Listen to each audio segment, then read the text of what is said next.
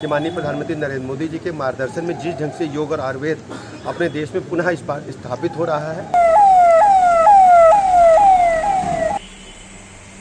कोई आयुर्वेदिक दवा लेते और 1 घंटा आराम कर लेते ठीक हो जाते, दवाई ना भी लेते तो विक्स लगा करके सो जाते, ठीक हो जाते।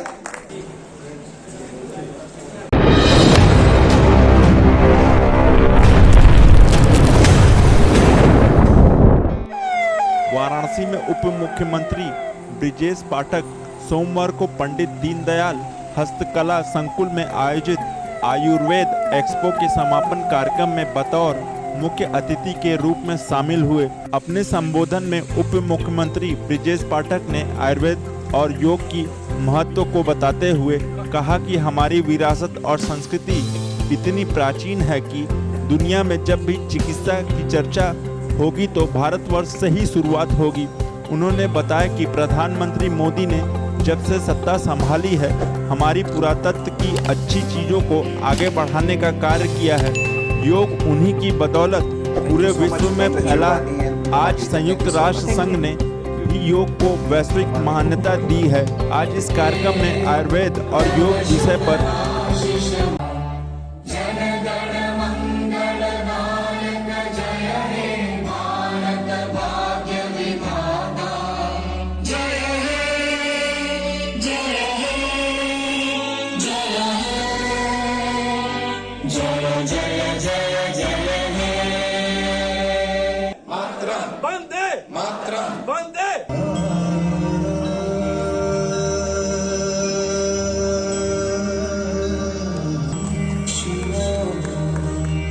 सार्थक चर्चा हुई है।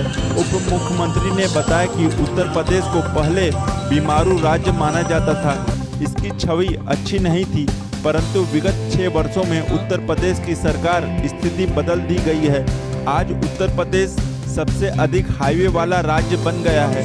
आज पंचायत भवन डीएम कार्यालय जैसे दिखने लगे हैं। स्वास्थ्य के क्षेत्र में निरंतर सुधार होता रहा है। हम आयुर्वेद के क्षेत्र में भी मिलकर कार्य करेंगे।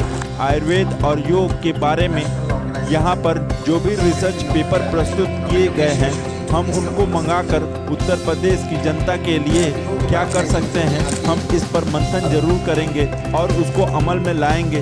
उप मुख्यमंत्री ने वहाँ पर उपस्थित सभी लोगों से अपनी दैनिक दिनचर्या सुधारने और आयुर्वेद और योग को अमल में लाने की अपील की। धरातल में जाकर सेवा की जाती है। ऐसे दिव्य प्रेम सेवा मिशन हरिद्वार में जाकर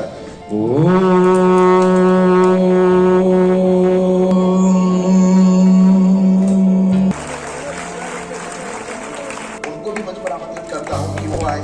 और लेकिन ये कार्यक्रम सामान्य कार्यक्रमों से अलग है।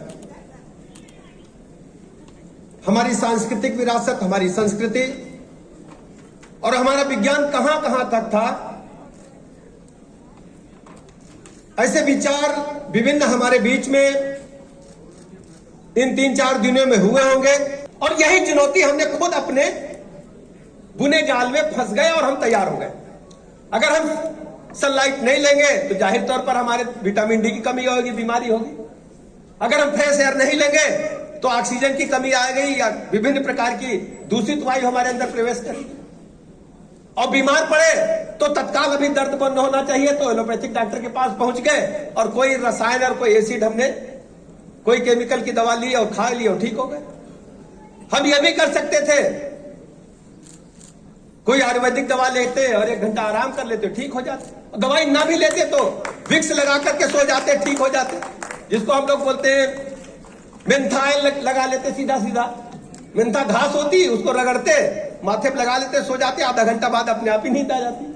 लेकिन अभी चाहिए रिलीफ हमको, हमें काम पर जाना है तो हमने आज आयुर्योग 2023 वाराणसी में 4 दिवसीय आयोजन किया गया था। इसमें योग और आयुर्वेद को मिलाकर 3000 से अधिक प्रतिभागियों ने अपना उपस्थिति दर्ज कराई है।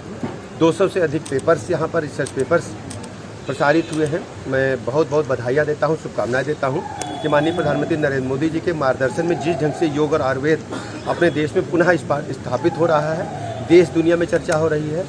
दुनिया भर से प्रतिनिधि इसमें प्रतिभाग किए हैं। मुझे लगता है कि ऐसे आयोजनों से अपने देश में और दुनिया में योग और आयुर्वेद दोनों तेजी के साथ घर घर पहुंच पाएंगे। सर, प्रयागराज में जो घटना हुई थी उसमें से ये बहुत ही दुखद है। मुझे जानकारी मिली है, मुझे जानकारी मिली है पूरी तरह से दोषियों को कड़ी से कड़ी सजा मिलेगी, किसी को बख्शा नहीं जाएगा। क्योंकि भी जांच चल रही है, इसलिए कुछ कहना मुश्किल है।